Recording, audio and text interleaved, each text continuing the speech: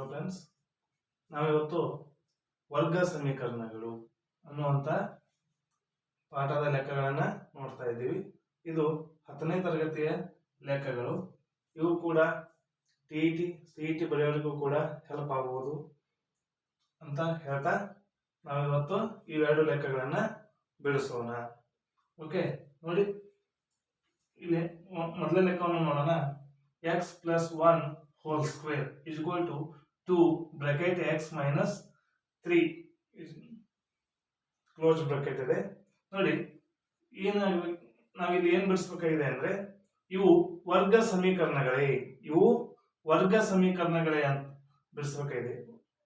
ಹಾಗಾದ್ರೆ ವರ್ಗ ಸಮೀಕರಣಗಳೇ ಅಂತಂದ್ರೆ ಇದನ್ನು ಬಿಡಿಸಿದಾಗ ನಮಗೆ x ಘಾತ 2 ಬಂದಿರಬೇಕು, x ಸ್ಕ್ವೇರ್ ಅದರಲ್ಲಿ ಬಂದಿರಬೇಕು. ಅಂದಾಗ ನಾವು ಅದನ್ನು ಏನಂತ ತಿಳ್ಕೊತೀವಿ, ಇದು ವರ್ಗ ಸಮೀಕರಣ ಅಂತೇಳಿ ತಿಳ್ಕೊತೀವಿ. ಓಕೆ, ಫಸ್ಟ್ ನಾವೀಗ ಮಾಡೋಣ, ಈ ಲೆಕ್ಕವನ್ನ ಬಿಡಿಸೋಣ. ನೋಡಿ, ಇಲ್ಲಿ ಏನಿದೆ ಎಡಗಡೆ side x plus 1 whole square ಅಂದ್ರೆ ನಮಗೆ ಈಗಾಗಲೇ ನಿತ್ಯ ಸಮೀಕರಣ ಗೊತ್ತಿದೆ. a plus b whole square ರೂಪದಲ್ಲಿ ಇದು ಇದೆ. ಇದನ್ನೇ ಹೇಗೆ ಬರೆಯಬಹುದು ನೋಡಿ, a plus b whole square is equal to a square plus 2ab plus b square. ಇದು ಈ ರೂಪದಲ್ಲಿದೆ. ಇದನ್ನ ಈ ರೀತಿಯಲ್ಲಿ ಬರೀಬೇಕು, ಹೌದಾ? ನೆಕ್ಸ್ಟ್ ನೋಡಿ, a ಅಂದ್ರೆ ಎಷ್ಟಿದೆ, ಇಲ್ಲಿ x ಇದೆ, b ಅಂದ್ರೆ 1 ಇದೆ. ಹಾಗಾದ್ರೆ ಈ ರೀತಿ ಬರೆದ್ರೆ x ಸ್ಕ್ವೇರ್ ಇದೇನಾಗುತ್ತೆ, x ಸ್ಕ್ವೇರ್ ಪ್ಲಸ್ 2, a ಅಂದ್ರೆ ಇದೆ, x ಇದೆ, b ಅಂದ್ರೆ 1, ಗೊತ್ತಾಯ್ತಾ? ನೆಕ್ಸ್ಟ್ ಏನಾಗುತ್ತೆ, ab ಪ್ಲಸ್ b ಸ್ಕ್ವೇರ್ ಅಂದ್ರೆ 1 ಸ್ಕ್ವೇರ್ ಆಗುತ್ತೆ. ಮುಂದೆ ಏನಿದೆ, ಇಲ್ಲಿ 2x ಮೈನಸ್ 3 ಇದೆ, ಗೊತ್ತಾಯ್ತಾ? ಇದನ್ನ ಈ ರೂಪದಲ್ಲಿ ಬರೆದಿದ್ದೀವಿ. ಹಾಗಾದ್ರೆ ಮೊದಲು ಇದನ್ನ ಬಿಡಿಸೋಣ. x ಸ್ಕ್ವೇರ್ ಹಾಗೆ ಉಳಿಯುತ್ತೆ, x square 2 into x into 1 ಅಂದ್ರೆ 2 ಒಂದ್ಲೆ 2 into x 2x plus 1 square ಅಂದ್ರೆ 1ರ ವರ್ಗ 1 ಇಸ್ ಈಕ್ವಲ್ ಟು, ಈಗ ಇದನ್ನ ಗುಣಿಸೋಣ. 2 into x 2x plus into minus 2 ಮೂರ್ಲೆ ಎಷ್ಟಾಗುತ್ತೆ, 6 ಆಗುತ್ತೆ. ಈಗ ನೋಡಿ, ಬಲಗಡೆ ಇರುವಂತಹ ಟರ್ಮ್ಗಳನ್ನ ಈಚೆಗಡೆ ತೆಗೆದುಕೊಂಡು ಬರೋಣ, ಹೌದಾ? x square plus 2x plus 1. ಈಗ 2x ಮೈನಸ್ 6 ಅನ್ನ ಈ ಕಡೆ ತರುವಾಗ ಚಿಹ್ನೆಗಳು ಬದಲಾಗ್ತವೆ. ಏನಾಗ್ತವೆ? ಚಿಹ್ನೆಗಳು ಬದಲಾಗ್ತವೆ. ಇಲ್ಲಿ ಪ್ಲಸ್ ಇದ್ದದ್ದು ಏನಾಗುತ್ತೆ, ಮೈನಸ್ 2x ಆಗುತ್ತೆ. ಮೈನಸ್ 6 ಇದ್ದದ್ದು ಪ್ಲಸ್ 6 ಆಗುತ್ತೆ, ಈಕ್ವಲ್ ಟು 0 ಆಗುತ್ತೆ. ಈಗ ನೋಡಿ, plus 2x minus 2x cancel ಆಗುತ್ತೆ.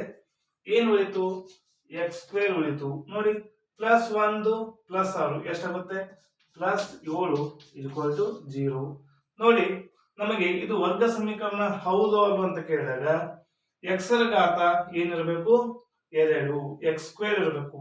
ಅವಾಗ ನಾವು ಇದನ್ನ ಏನಂತ ತಿಳ್ಕೊತೀವಿ, ಇದು ವರ್ಗ ಸಮೀಕರಣ ಅಂತೇಳಿ ತಿಳ್ಕೊತೀವಿ. ಹಾಗಾದ್ರೆ x plus 1 whole square is equal to 2 bracket x minus 3 ಇದೇನಾಗಿದೆ, ವರ್ಗ ಸಮೀಕರಣ ಆಗಿದೆ ಅಂತ ನಾವು ಬರೀಬಹುದು.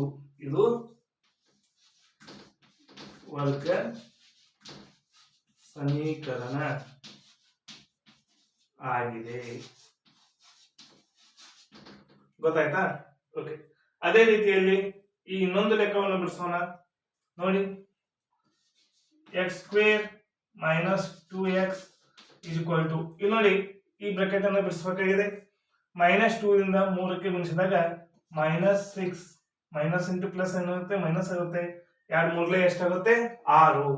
ಮೈನಸ್ ಇಂಟು ಮೈನಸ್ ಪ್ಲಸ್ ಆಗುತ್ತೆ, 2 ಇಂಟು x 2x ಆಗುತ್ತೆ. ಹಾಗಾದ್ರೆ ಇಲ್ಲಿ ಯಾವ ರೀತಿ ಅಕ್ಷರಗಳನ್ನ, ಶಬ್ದಗಳನ್ನ ಸಂಖ್ಯೆಗಳನ್ನ ತಂದಿದ್ದೇವೆ, ಈ ರೀತಿಯೂ ಕೂಡ ಏನ್ ಮಾಡ್ಬೇಕು, ಇಲ್ಲಿಯೂ ಬಲಗಡೆಯಿಂದ ಎಡಗಡೆಗೆ ತೆಗೆದುಕೊಂಡು ಬರೋಣ. x ಸ್ಕ್ವೇರ್ ಮೈನಸ್ 2x, ಈ ಪ್ಲಸ್ 2x ಇದ್ದದ್ದು ಈ ಕಡೆ ಬಂದ್ರೆ ಮೈನಸ್ 2x ಆಗುತ್ತೆ. ಮೈನಸ್ 6 ಇದ್ದದ್ದು ಪ್ಲಸ್ ಆಗುತ್ತೆ, ಇಸ್ ಈಕ್ವಲ್ ಟು 0. ಈಗ ನೋಡಿ, ಎಕ್ಸ್ ಸ್ಕ್ವೇರ್. ನೋಡಿ, ಚಿಹ್ನೆಗಳು ಸೇಮ್ ಇದ್ದಾಗ ಅವನ್ನೆರಡು ನಾವು ಏನ್ ಮಾಡ್ಬೇಕಾಗತ್ತೆ, ಕೂಡಿಸ್ಬೇಕಾಗುತ್ತೆ. ಮೈನಸ್ ಮೈನಸ್ ಮೈನಸ್ ಆಗುತ್ತೆ. 4x plus 6 0. ಇಲ್ಲಿ ನೋಡಿ, ಇಲ್ಲಿಯೂ ಕೂಡ ಈ ಸಮೀಕರಣದಲ್ಲಿ x ರ ಘಾತ 2 ಆಗಿದೆ. ಹಾಗಾದ್ರೆ ಇದು ಏನಾಗಿದೆ, ಇದು ವರ್ಗ